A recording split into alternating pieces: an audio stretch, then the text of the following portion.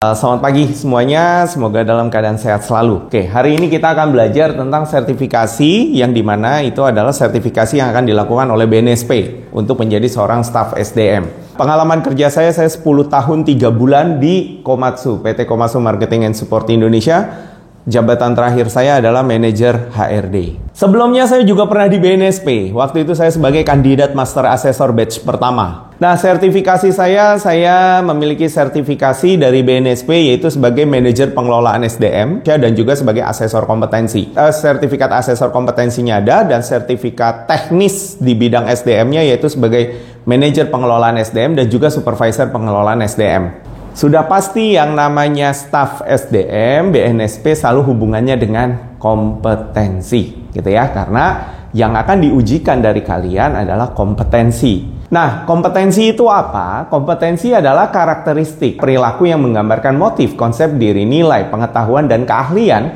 yang ditunjukkan oleh pekerja yang unggul ke dalam pekerjaannya, serta kemampuan individu untuk melakukan pengerjaannya dengan hasil yang unggul, menurut Brian Aprinto dan Foni Arisandi Jacob. Nah, lalu ada yang mengatakan bahwa kompetensi adalah karakteristik nih yang mendasari pembawaan seseorang, individu yang merupakan kausal dan atau kinerja yang berhubungan dengan sifat yang unggul, pekerjaan, dan juga situasi tertentu, menurut Mustadin Tagala. Nah, di sini ada kata-katanya berhubungannya dengan kinerja. Berarti yang namanya kompetensi selalu ada keterkaitan atau hubungannya dengan kinerja. Kalau kinerjanya belum terrealisasi, berarti ada kompetensi dia yang belum terrealisasi, alias belum memiliki kompetensi tersebut, gitu ya.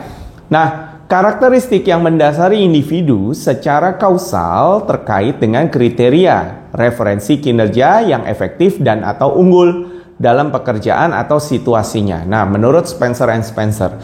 Terus terang aja, Spencer and Spencer itu adalah sebagai acuan di beberapa perusahaan besar untuk membuat yang namanya standar kompetensi, khususnya soft kompetensi. Jadi soft kompetensi, hampir sebagian besar perusahaan yang ada di Indonesia itu ngambilnya atau dasarnya, fundamentalnya dari Spencer and Spencer. Karena apa? Karena Spencer and Spencer itu membuat standar kompetensi yang benar-benar levelingnya pun ada. Jadi beberapa perusahaan tuh tinggal istilahnya benchmark, copy paste ke sana. Tinggal di perusahaannya membutuhkannya kompetensi apa, dia tinggal ngambil dari Spencer and Spencer. Jadi udah sangat jelas gitu kalau dari Spencer and Spencer. Makanya Spencer and Spencer ini sering sekali dijadikan acuan oleh perusahaan-perusahaan besar terutama yang ada di Indonesia. Lalu di tahun 1982, si Richard E. Boyatzis mengatakan bahwa kompetensi adalah karakteristik yang mendasari seseorang yang menghasilkan kinerja yang efektif dan atau unggul dalam suatu pekerjaan. Dengan kata lain, kompetensi baru di tahun 1982 menurut si Richard E. Boyatzis ini mulai dipraktekkan, gitu ya. Jadi sebetulnya ngomongin kompetensi udah dari tahun 1954, lalu di tahun 1971 dielaborasi, baru dilakukan di tahun 1982, yaitu oleh Pak Richard Boyatzis. Jadi Richard Boyatzis inilah yang akhirnya menyelenggarakan kompetensi yang pertama, gitu ya. Menyelenggarakannya gimana? Waktu itu dia dengan menggunakan yang namanya BEI, Behavioral Event Interview. Itu baru dimulai di tahun segini. Nah, lalu bagaimana sih cara untuk mengetahui apakah orang itu sudah punya kompetensi atau belum? Ya, nah itu adalah caranya dengan assessment. Ya, jadi assessment itu apa?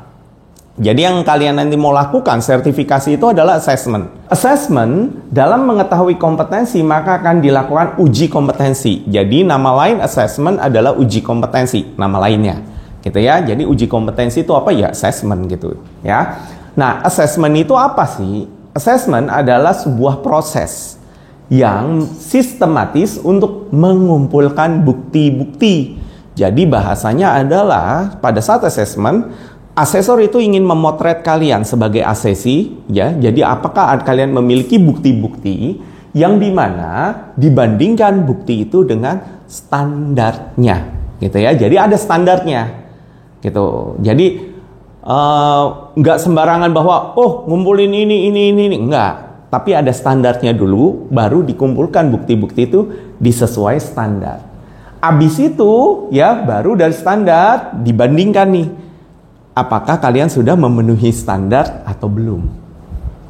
gitu ya, sudah memenuhi standar atau belum, dibandingkan baru dibuat sebuah keputusan apakah kalian sudah mencapai kompetensi atau belum, gitu ya. Jadi nanti ada standarnya dulu, kalian dibandingkan. Ingat selalu kata-kata standar ya, itu adalah batas minimal ya. Jadi kalau kalian di bawah standar ya berarti kalian belum memenuhi, gitu aja. Tapi kalian sudah di atas standar, jauh di atas standar, berarti kalian sudah memenuhi. Gitu ya. Jadi yang namanya standar itu selalu kata-katanya batas minimal, ya, bukan maksimal, minimal. Jadi tidak ada toleransi lagi kalau di bawah standar. Karena apa? Standarnya udah minimal. Masa mau ditoleransi lagi, mau di sebawah apa, kan gitu ya. Nah, keterkaitan kompetensi dengan kinerja. Sebesar apa sih keterkaitannya? Jadi Spencer & Spencer itu menekankan pentingnya mengaitkan kompetensi dengan kinerja. Dan kompetensi harus dinyatakan dalam bentuk perilaku penting, critical behavior. Jadi ada perilaku-perilaku penting yang akhirnya keluar, gitu ya. Keluar bahwa oh, berarti orang ini sudah memiliki kompetensi di situ. Gitu ya. Apa saja sih? Yang pertama adalah keterampilan, skill. Ya, skill, keterampilan. Yang kedua adalah pengetahuan alias knowledge, ya. Yang ketiga adalah konsep diri, itu ada self concept, baru karakteristik traits, dan yang terakhir adalah motif, ya. Yang dimana kalau kita batasi adalah begini. Jadi keterampilan dan pengetahuan itu yang bisa dilihat, bisa dirasakan, ya, bisa dikecap. Jadi kalau contohnya kecap adalah chef, ya. Kalau seorang chef itu apakah dia hebat atau tidak? Kalau dia punya pengetahuan dan keterampilan adalah dengan kita merasakan masakannya. Oh, enak nih. Berarti dia punya skill, kan gitu. Punya knowledge, punya skill. Jadi alias apa? Yang dua di atas itulah yang bisa ditangkap oleh 5 panca indera kita. Bahkan sekarang sudah ada penelitian panca indera sampai ke 6. Ada indera ke-6 gitu ya. Nah, ini sampai ditangkap oleh panca indera kita. Namun, kenapa saya batasi ini? Anggaplah ini sebuah lautan. Nah, yang di atas itu adalah gunung es yang kita lihat, yang bisa kelihatan. Tapi di bawahnya itu yang tidak bisa kelihatan. Nah, yang tidak bisa terlihat ini yang disebut dengan attitude. Gitu ya. Jadi attitude. Attitude itu tidak bisa kita lihat. Tapi akhirnya apa? Oh, dia memiliki attitude yang baik. Itu adalah dengan kadang-kadang adanya namanya critical behavior. Gitu ya. Nah, pernah ada di kantor saya zaman dulu ya, waktu saya masih di Komatsu, itu ada seseorang yang nggak naik jabatan 5 tahun berturut-turut. 5 tahun, ya. Dia sudah dipropos tiap tahun untuk naik dari supervisor ke asmen, tapi selalu ditolak.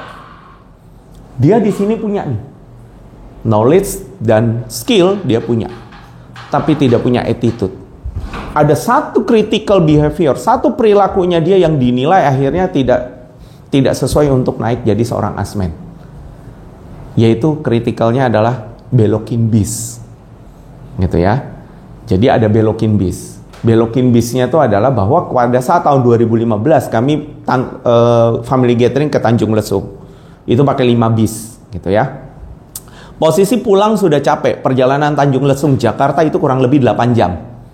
Perjalanan udah itu. Nah, kita sudah mengatur bahwa nanti lewat tol Merak, dari tol Merak pas Jor belok kiri ke arah bandara. Dari bandara nanti lewat Pluit segala macam Tanjung Priuk, turun-turun langsung Rawamangun ke kiri. Jadi biar lebih cepat nyampenya. Tapi dia diam-diam di bis 2, dia duduknya di bis 2. Pada saat orang terlelap tidur, karena kan posisinya itu udah jam 7:30-8 malam, bahkan jam 8 malam, orang udah lelah tidur, kondisinya tidur, gitu ya. Dia datengin, samperin supir bis, minta dibelokin ke kanan lewat TB Simatupang, karena dia sama keluarganya mau turun di TB Simatupang. Oh, akhirnya apa? Dia mengorbankan satu bis untuk kepentingan dia sendiri. Hanya karena itu pada saat penilaian kinerja dia mau naik ke asmen gak pernah disetujui selama 5 tahun berturut-turut. Dia baru naik asmen begitu dia pindah kemana? Dimutasi ke Komatsu yang lain baru naik asmen. Jadi di tempat kami enggak. Karena apa? Karena dia dianggap tidak memiliki attitude. Gitu ya. Karena itulah yang namanya KSA. Ya, ingat yang namanya kompetensi selalu ada 3 ya. Knowledge, skill, attitude. Satu aja kalian tidak punya, dianggap belum kompeten. Satu aja nggak punya. Kayak tadi kan, yang tadi saya cerita, dia tidak punya A. Akhirnya tidak dianggap kompeten. Gitu ya, satu aja yang nggak ada, itulah yang dinamakan dengan kompetensi. Jadi kompetensi harus memiliki KSA. Nggak boleh salah satu nggak ada. Harus ada semua. Dari situ bukan muncul yang namanya perilaku penting. Yaitu salah satunya yang tadi kan belokin bis, wah udah nggak bener nih, udah A-nya nggak punya, kan gitu ya. Nah kalau udah punya, ada critical behavior-nya, baru akan terlihat di dalam kinerjanya dia. Hasilnya, pada saat penilaian kinerja, dia akan menampakkan hal tersebut. Gitu ya. Karena setiap kinerja selalu dimulai dengan yang namanya IPP, Individual Performance Plan. Jadi di awalnya itu udah dikasih tahu, nih ya, tahun ini kamu kerjaannya, misalnya jabatannya dia HRD staff, megangnya rekrutmen sama people development. Tapi bos besar udah ngomong, tahun ini nggak ada rekrutmen ya, gitu. Nggak akan fair dong kalau misalnya nilai rekrutmennya dia yang 70%. Karena apa? Lah orang nggak ada rekrutmen, masa 70% kali 0 ya 0 dong. Kasihan. Akhirnya kita tukar, people development-nya dia 90%, rekrutmennya dia 10% aja. Alias apa? Kalau misalnya ada yang resign diganti, dah kan gitu. Nah rekrutmennya dia sebatas itu. Ya, nah itu adalah IPP. Nah pada saat nanti di perjalanannya, loh kok nih belum ada yang training nih, misalnya udah 3 bulan, 4 bulan. Ada apa nih? Nah berarti kan kinerjanya dia belum terrealisasi kan. Kok udah 3 bulan, 4 bulan kan dia megang people development. 3 bulan, 4 bulan kok belum ada yang training, belum ada pergerakan, belum ada apa segala macam. Berarti ada something gitu. Nah itu akhirnya terlihat di hasil kinerjanya dia pada saat IPT. Ya. Nah terdapat banyak bukti bahwa kompetensi menjadi landasan untuk kinerja yang efektif dan unggul. Apabila kompetensi merupakan kualitas kepribadian yang sudah terbukti dalam kinerja, maka potensi merupakan kualitas kepribadian yang belum muncul, ya, menjadi kompetensi. Nah, itulah yang diukur dengan yang namanya alat tes psikologi. Ya, contohnya apa? Pernah naik mobil? Nyetir mobil pernah? Atau duduk di bangku setirnya mobil? Nah, pernah lihat speedometernya mobil? Mentoknya berapa? Mentoknya berapa? Motormu lah, mentoknya berapa? Naik motor nggak ke sini? Nah, ada speedometernya kan? Nah, mentoknya berapa? Enggak, kayaknya nggak mungkin. Lebih kan? Ayo, mentoknya berapa speedometernya mobil? Atau motor lah? 150. Pernah sampai mentok? Nah, alias apa? 150 itulah potensi. Potensi motor tersebut bisa 150 km per jam. Ya, itu potensinya si motor. Manusia juga gitu. Manusia punya potensi yang dimana dipotret oleh alat tes psikologi. Seberapa besar potensi manusia tersebut? Paling kalian pakai motor berapa kecepatannya? 70, 60. Nah, 70, 60. Itulah yang disebut dengan kompetensi. Alias yang sudah keluar. Jadi kemampuan dari manusia yang sudah keluar itu adalah kompetensi.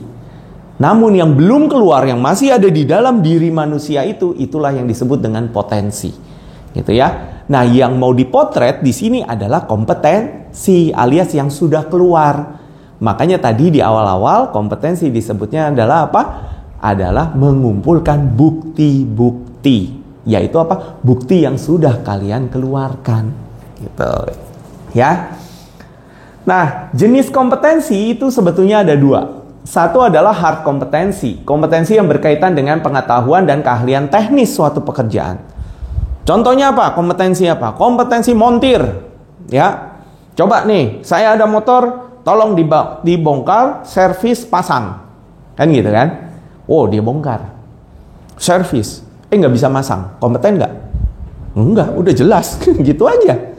Semudah itu gitu loh. Yang namanya hard kompetensi adalah ini ada kerjaan, bisa selesai nggak dia saat mengerjakan kerjaan itu sampai selesai, bisa nggak? Begitu dia nggak bisa, ya udah belum kompeten dah, gitu aja.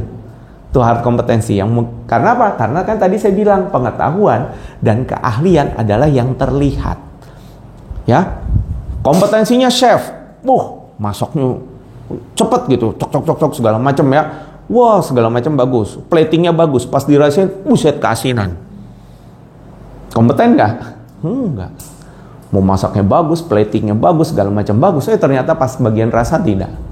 Nah, gitu ya. Itu yang disebut dengan hard kompetensi. Banyak yang hard kompetensi gampang terlihat, welder, ya. Itu kalau misalnya ada yang mau masuk Komatsu, mau jabatan kalian apapun harus bisa ngelas. Saya waktu itu mau masuk HRD, itu pada saat jadi new employee harus pakai baju las ngelas. Gitu. Jadi karena ada filosofi dari ngelasnya, kan gitu. Jadi pada saat kita membuat keputusan, baju las tuh harus yang bagus kayak apa segala macam, karena kan jangan yang model ini nanti kebakar, orang udah pernah nyobain pakai baju las kan gitu. Nah, itu ada filosofinya, makanya seperti itu. Nah, itu harus bisa ngelas. Nah, ngelas itu adalah salah satu adalah hard kompetensi. Makanya kadang-kadang di welder di welder itu ada kelas 1, ada kelas 2 kan gitu ya. Bahkan ada yang kelas 3. Kalau kelas 3 kalian udah bisa ngelas di dalam laut. Udah nyelam ke dalam laut, nah ngelas di bawah laut, nah itu. Nah, berikutnya adalah soft kompetensi. Nah, kalau soft kompetensi ini biasanya yang berhubungan dengan kemampuan untuk membangun hubungan dengan orang lain dan mengelola pekerjaannya, alias apa? Attitude-nya.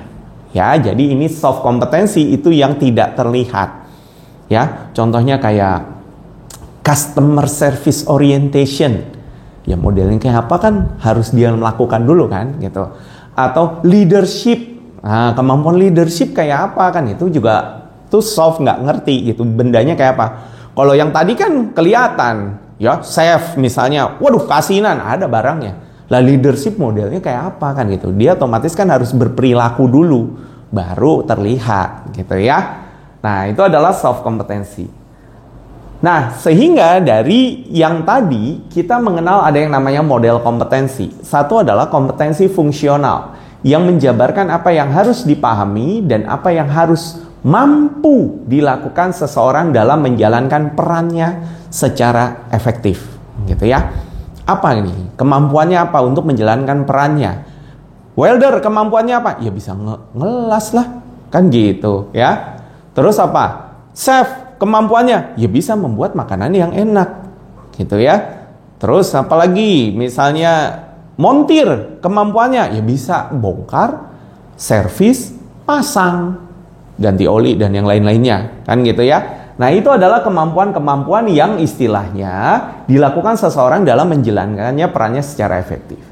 Berikut adalah kompetensi perilaku. Nah, ini harus berubah menjadi perilaku, behavioral kompetensi, menjabarkan perilaku yang dibutuhkan seseorang dalam menyelesaikan suatu pekerjaannya dengan sempurna. Ya, bagaimana cara dia berperilaku, ya segala macam. Mungkin ada yang pernah nonton film apa ya waktu itu ya.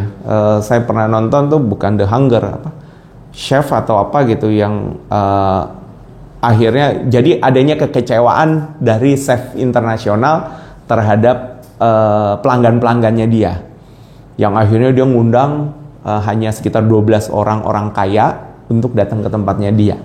Gitu. The menu, ya. Nah, itu adalah sebetulnya kan perilaku. Akhirnya terlihat kan perilakunya adalah pada saat satu pelanggan wanitanya bisa keluar dari sana adalah karena melihat apa? Senyum. Chefnya selama di foto itu tidak pernah senyum, kecuali satu hal. Dia pernah senyum pada saat dia masih dagang di pinggir jalan, bikin burger. Dia tersenyum. Otomatis apa? Perilakunya dia di situ. Karena apa? Karena makin tinggi, dia bilang si chef itu, makin tinggi orang, chef itu yang paling tidak suka adalah pada saat terlalu banyaknya permintaan dari pelanggan. Saya suka nasi goreng, tapi tolong ya, jangan pakai ini, jangan pakai ini, jangan pakai ini, jangan pakai ini. Wah, itu paling nggak suka mereka. Gitu ya. Nah, itulah akhirnya perilaku mereka, akhirnya habitnya akan keluar. Habit jeleknya apa segala macam. Sama, welder juga gitu. Kalau misalnya moodnya lagi nggak enak aja, itu kecelakaan bisa terjadi, kan gitu. Apalagi mereka kerjaannya di tempat yang dimana berdekatan dengan suhu 1568 derajat Celcius. Gitu ya. Karena apa? Biasanya welding dekatnya dekat furnace dan puring, proses pelelehan apa segala macam. Gitu ya. Nah, berikutnya adalah kompetensi peran. Role kompetensi itu menjabarkan karakter utama dan atribut yang melekat pada setiap individu sesuai perannya di level ya, ingat kata-katanya level, layer organisasi. Alias apa? Seperti yang kita ketahui, di organisasi ada layer, ada yang namanya staff, ada yang namanya supervisory, ada yang namanya managerial, ada yang namanya senior management. Nah, ada kompetensi-kompetensi yang harus dimiliki oleh leveling ini. Contoh, leveling staff, nggak mungkin muncul yang namanya leadership. Kompetensi leadership itu nggak akan mungkin muncul di staff. Karena apa? Apa yang mau di-leaderin sama dia? Orang dia udah posisi paling bawah. Nggak mungkin nge-leaderin dirinya sendiri. Ya. Nah, makanya kompetensi leadership itu muncul selalu di mulai supervisory itu baru muncul. Ya, manajerial, senior management itu baru muncul. Sama kemampuan strategic management nggak akan muncul di staff. Karena apa? Strategic management pasti akan munculnya di atas. Jadi itulah yang disebut dengan kompetensi yang disebut kompetensi peran, yaitu peran dia di perusahaan itu sebagai apa. Nah, sekarang saya mau tanya ke kalian, mungkin nggak seorang staf HRD begitu naik supervisornya marketing? Ini staf HRD, naik jadi supervisor, tapi langsung marketing. Mungkin nggak? Mungkin. Begitu kompetensi perannya dia terpenuhi sebagai seorang supervisor, berarti dia sudah bisa jadi supervisor. Kurangnya di mana? Di paling atas. Alias apa? Dia belum memiliki kemampuan marketing. Sehingga kedepannya pelatihannya dia tentang marketing. Lebih mudah pelatihan di fungsional, di kompetensi fungsional daripada pelatihan di sini. Kan susah ngerubah orang. Paling bisanya dengan apa? Coaching, konseling, biasanya itu. Ya kalau orang yang nggak bebel. Tapi kalau orangnya nggak mau berubah ya susah. Tapi begitu dia sudah memiliki peran, dia mau dipindahin ke marketing, mau ke operasional, itu bisa. Ya, kayak saya ngajar psikologi. Saya udah selalu bilang, menekankan kepada mahasiswa saya, bahwa psikologi itu di perusahaan bisa kerja dimanapun kecuali satu departemen yang nggak bisa. Yaitu apa? Finance and accounting. Itu tok yang nggak bisa. Marketing sales bisa. Gitu ya. Marketing sales bisa. Terus di operasional bisa. Ya. Kemarin itu waktu saya ada kunjungan industri ke PT Komatsu, ada satu orang dari mahasiswa itu dipuji. Karena saya cerita ke Komatsunya bahwa apa? Ini mahasiswa, dia berhasil melakukan psikologi kerekayasaan di line produksi. Kaget, ternyata udah dihakikan. Udah dihak kekayaan intelektual, gitu ya. Otomatis apa? Ilmu psikologi dia tuangkan di mana? Di line produksi. Itu jarang sekali akhirnya kepikiran tuh ada yang kayak gitu. Itu sampai akhirnya diminta, bro, namanya siapa? Tuh kita kasih namanya, kita kasih nomor handphonenya. Berapa tahun lagi dia lulus? Setahun lagi, oke, setahun lagi. Kemungkinan besar apa? Bisa dicari deh. Tuh, ya. Jadi nggak HRD doang kalau lulusan psikologi. Saya selalu menekankan itu. Tidak hanya HRD, kalian bisa kerja dimanapun kecuali satu bagian, yaitu finance accounting doang nggak bisa.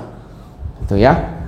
Nah, berikutnya adalah kompetensi inti. Core kompetensi menjabarkan nilai organisasi ke dalam sikap mental dan perilaku pokok organisasi yang membuat keunggulan kompetitif dibanding kompetitor. Alias apa?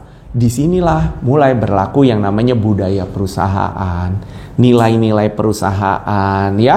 Terus apalagi yang namanya nilai perusahaan, ya modelnya kayak kalau BUMN kalau nggak salah punya akhlak ya kan, punya akhlak. Akhlak itu kan singkatan dari amanah, kompeten, ya, harmonis, L loyal, A lagi adaptif, K terakhir adalah kolaboratif. Nah itu nanti dari akhlak itu akan muncul ke yang namanya kompetensi. Amanah berarti apa? Kompetensi integritas. Ini pas nih, BUMN kenapa naruh A-nya di depan? Karena itu dia buat ngambil keputusannya yang paling enak adalah menaruh integriti di atas. Ya, kata-kata integriti alias amanah itu ditaruh pertama. Kenapa enaknya gitu? Pada saat misalnya anak buahnya ada yang melakukan fraud, kecurangan, ya udah, nggak peduli langsung pecat. Orang nomor satunya integritas. Coba kalau nomor satunya harmonis, ya kasihan bro. Dia punya anak 2, apa segala macam, akhirnya kekeluargaan. Ya kan? Makanya naruh A-nya di pertama gitu ya. Cuma sayangnya saya melihat BUMN harusnya nyari untung ya. Bener nggak? Bener kan? Harusnya nyari untung. Tapi di nilai-nilai perusahaannya mereka nggak ada yang berhubungannya sama market. Ada nggak kata-kata customer? Nggak ada. Amanah jatuhnya ke hierarki. Ya kan? Bagaimana melakukan yang baik segala macam. Terus AK kompeten ke klan. Meningkatkan kompetensi karyawannya. H harmonis klan. Modelnya adalah bagaimana bersama-sama. Ya, terus L loyal, klan juga. Ya, terus A berikutnya adaptif, adokrasi. K terakhir kolaboratif. Ya ke klan lagi, nggak ada yang ke market. Padahal harusnya K yang terakhir nggak perlu. Kan harmonis sama kolaboratif sama. Ngapain 2? Kolaboratifnya aja harusnya gantinya konsumen. Alias apa? Ada market. Gitu ya. Nah, kompetensi inti adalah kompetensi yang harus dimiliki oleh orang dengan jabatan paling tinggi di perusahaan sampai dengan jabatan paling rendah di perusahaan. Ya, jadi yang paling tinggi presiden direktur, chairman atau CEO sampai dengan yang paling rendah cleaning service harus punya ini. Makanya di perusahaan yang namanya kompetensi inti tidak lebih dari 5. Karena apa? Karena masa mau nguji cleaning service saja sampai selama itu kan gitu. Tidak lebih dari 5. Ya, bahkan perusahaan besar ya banyak yang hanya 2 atau 3. Jadi nggak lebih dari itu.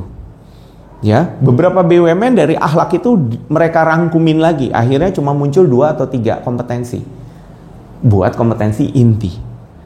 Dan ingat, kompetensi inti tidak pernah leadership. Karena apa? Kan sampai resepsionis, sampai cleaning service, perlu nggak leadership? Nggak akan pernah muncul kata-kata leadership di kompetensi inti. Ya, biasanya yang muncul customer service orientation, achievement, nah biasanya muncul gitu. Itu di kompetensi inti. Ya, nah 1, 2, 3, nih ya, 3 bawah. Penilaiannya selalu leveling. Ada level 1, level 2, level 3, level 4, level 5. Gitu ya. Contoh kalau cleaning service, ya minimal level 1 udah oke. Staff, level 2. Supervisor, level 3. Manajerial level 4. Senior management level 5. Kalau nanti pada saat di assessment, mereka belum memenuhi level tersebut, ingat tadi apa? Bahwa yang namanya standar kompetensi adalah batas minimal. Mereka belum memenuhi itu berarti otomatis ada gap. Sehingga kalau ada gap muncullah TNA. Training Need Analysis. Tuh ya. Jadi di dalam klasifikasi kompetensi bisa dikatakan bahwa kompetensi ya memiliki 2. Satu tadi hard kompetensi. Yang satu lagi adalah soft kompetensi. Di mana soft kompetensi itu adalah nih, kompetensi inti pasti soft kompetensi. Pasti. Gitu ya, pasti soft kompetensi. Lalu yang kedua, kompetensi perilaku. Namanya aja udah perilaku. Ya kan? Perilaku sudah pasti soft kompetensi.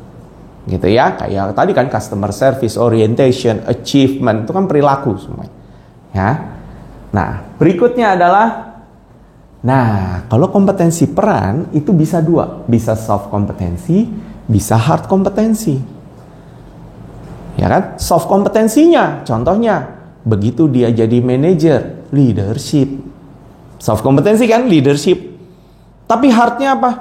Hardnya, mau manajer apapun, dia harus memiliki kemampuan yang namanya HR.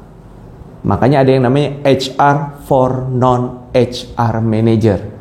Yaitu apa? Bahwa itu adalah kompetensi, perannya dia sebagai seorang manajer harus memiliki kompetensi, salah satunya hard kompetensinya adalah HR.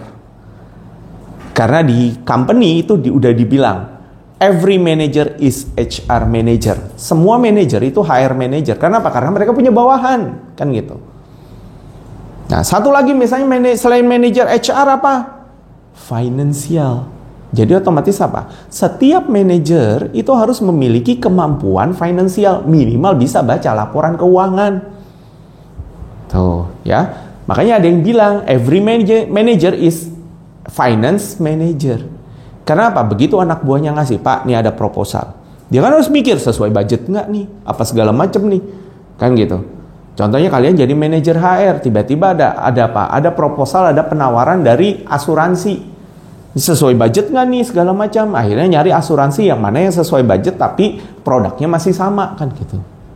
Ya. Nah, itu adalah kemampuan hard kompetensi. Nah, yang berikutnya adalah kompetensi fungsional. Pasti hard kompetensi. Karena apa? Tadi knowledge dan skill. Ya, maka dari itu kompetensi fungsional pasti, sudah pasti itu adalah hard kompetensi. Alias apa? Yang bisa ditangkap oleh 5 panca indera kita. Gitu. Jadi yang bisa ditangkap panca indera, yang kayak tadi kan, kalau seorang chef makanannya keasinan atau enggak, seorang montir bisa enggak bongkar servis pasang mesin lagi, ya. Nah, seorang HRD bisa enggak? Yang seperti yang akan kalian lakukan ini.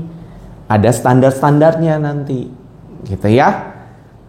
Nah, sehingga tadi kalau misalnya kita kasih ini yang tidak terlihat. Alias, nah ini adalah yang terlihat. Gitu ya. Jadi, yang terlihat itu disebutnya kompetensi dasar. Bahasa lainnya kecakapan kerja. Gitu ya. Punya kecakapan kerja nggak nih orang? Kan gitu ya. Nah, sedangkan yang tidak terlihat itu adalah kompetensi pembeda. Itulah yang disebut dengan karakter. Pernah dengar kata-kata karakter building? Kan gitu? Itu yang diajarin adalah 3 di bawah ini. Sekolah pembangunan karakter. Nah, sama yang diajarin adalah ini. Bukan yang atas. Kalau yang atas adalah kecakapan. Ya. Yang hari ini yang akan kalian pelajari adalah berhubungan dengan ini. Ya, kompetensi fungsional. Di bidang apa? Di bidang ini. Ya. Skemanya namanya adalah staf administrasi sumber daya manusia. Ya, skema gitu ya. Jadi yang namanya standar kompetensi, kalau menurut SKKNI yang adanya sekitar 61 unit kompetensi, itu akhirnya diskemakan. Skemakan itu adalah beberapa kumpulan unit kompetensi yang dijadikan satu. Gitu ya, dijadikan satu bahwa seseorang baru bisa dikatakan staf sumber daya manusia kalau memenuhi kompetensi tersebut. Gitu ya. Seseorang bisa dikatakan dia mampu. Ingat tadi hubungannya dengan fungsional ya, makanya kata-katanya mampu. Dia mampu sebagai seorang supervisor ya, sama skemanya, ada unit kompetensinya, dia harus mampu itu semua. Ya, kalau di BNSP ada satu lagi kabak. Kabak itu kalau di perusahaan sebetulnya asmen, posisi asmen. Asmen harus mampu juga ada skemanya. Manajer juga harus mampu ada skemanya. Dan terakhir GM harus mampu ada skemanya. Ya, yang dimana skema kompetensi untuk staf administrasi SDM adalah ini.